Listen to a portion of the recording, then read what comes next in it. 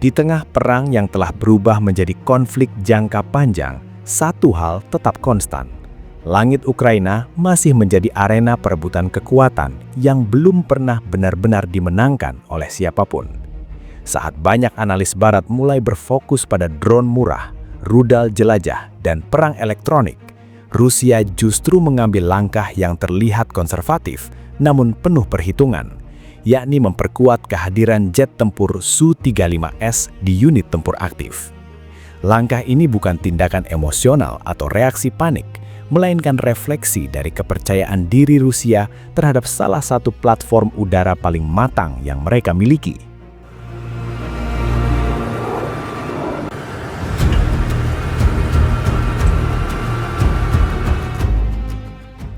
Su-35S bukan jet siluman generasi kelima, dan Rusia tidak pernah menyembunyikan fakta itu. Namun justru disitulah letak kekuatannya. Su-35S adalah hasil dari evolusi panjang desain pesawat tempur Soviet dan Rusia, sebuah platform generasi 4++ yang telah melalui penyempurnaan bertahun-tahun, diuji dalam latihan besar, patroli jarak jauh, dan kini dalam konflik intensitas tinggi. Dalam perang nyata, pengalaman dan keandalan seringkali lebih bernilai daripada janji teknologi yang belum matang sepenuhnya.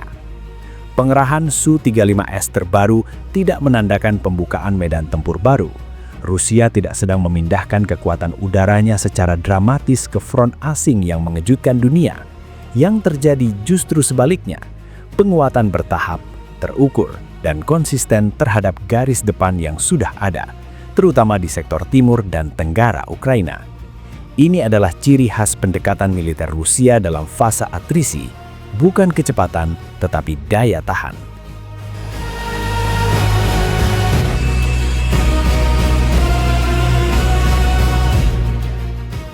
Sepanjang 2025 hingga awal 2026, sekitar 10 hingga 14 unit Su-35S baru masuk ke struktur tempur Angkatan Dirgantara Rusia. Angka ini mungkin terlihat kecil di atas kertas, tetapi dalam konteks perang udara modern, jumlah tersebut cukup untuk memperkuat beberapa resimen sekaligus, menggantikan kerugian, menjaga rotasi pilot, dan mempertahankan tekanan udara tanpa harus mempertaruhkan armada secara berlebihan. Rusia tidak sedang berjudi, Rusia sedang mengelola. Keputusan untuk terus mengandalkan Su-35S juga menunjukkan satu hal penting yang sering diabaikan. Industri pertahanan Rusia masih berjalan. Di bawah sanksi, tekanan ekonomi, dan isolasi teknologi, Rusia tetap mampu memproduksi, menguji, dan mengirimkan jet tempur berat dengan sistem kompleks. Ini bukan hanya soal militer, tetapi pesan strategis bahwa kapasitas industri negara itu belum lumpuh dan perang belum menggerogoti fondasi kekuatannya.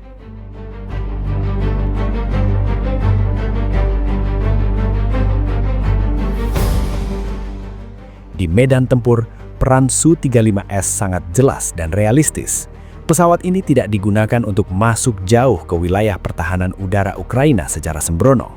Sebaliknya, Su-35S beroperasi sebagai penjaga langit, pemburu dari jarak jauh, dan platform peluncur misil udara ke udara jarak jauh. Dengan radar kuat dan kemampuan membawa misil beyond visual range, Su-35S memungkinkan Rusia menekan ruang gerak udara lawan tanpa harus terlibat dogfight klasik yang berisiko. Kondisi garis depan saat ini mendukung pendekatan tersebut. Front perang relatif stagnan, tetapi intensitasnya tinggi. Pertempuran di Donetsk, Zaporizhia, dan Kharkiv berlangsung dalam pola gesekan terus-menerus dengan kemajuan wilayah yang kecil, namun mahal. Dalam situasi seperti ini, keunggulan udara bukan tentang terobosan spektakuler, melainkan tentang siapa yang bisa bertahan lebih lama, lebih stabil, dan lebih disiplin. Disinilah Su-35S menemukan relevansinya.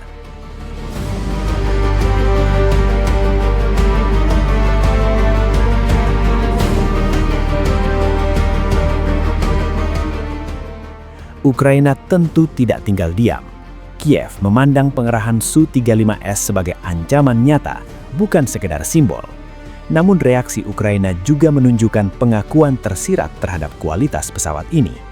Alih-alih menantang Su-35S secara frontal, Ukraina memilih pendekatan berhati-hati, mengandalkan pertahanan udara berlapis, dukungan intelijen barat, dan penggunaan pesawat tempur secara selektif.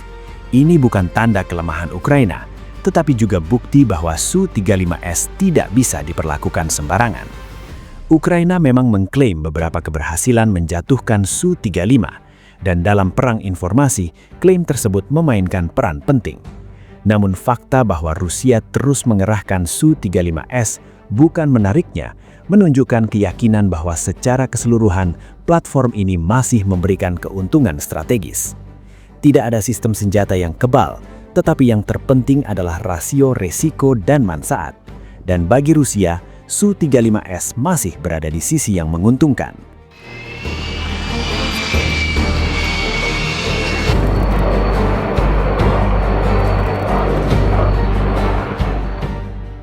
Lebih dari itu, pengerahan Su-35S juga memberi Rusia fleksibilitas strategis. Dengan Su-57 yang masih diproduksi terbatas dan difokuskan untuk misi tertentu, Su-35S menjadi tulang punggung nyata yang bisa diandalkan hari ini, bukan janji esok. Ini mencerminkan pendekatan Rusia yang pragmatis, menggunakan apa yang sudah matang, terbukti, dan tersedia dalam jumlah cukup. Pada akhirnya, kisah Su-35S bukan tentang teknologi paling mutakhir, tetapi tentang filosofi perang Rusia itu sendiri.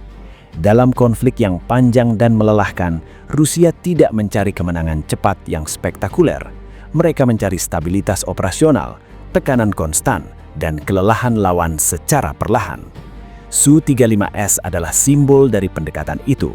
Tidak mencolok, tidak sensasional, tetapi konsisten dan efektif. Dan selama perang ini terus berjalan tanpa akhir yang jelas, satu hal tampaknya pasti. Selama Su-35S masih terbang, Rusia belum kehilangan kendali atas langit yang diperebutkan.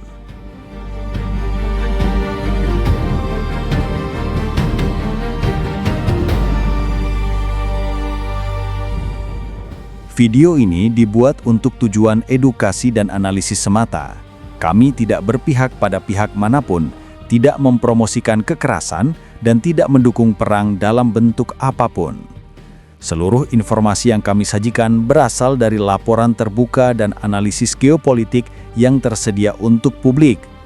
Tujuan kami adalah memberikan pemahaman yang seimbang mengenai situasi global agar masyarakat dapat melihat berbagai isu dengan lebih bijak.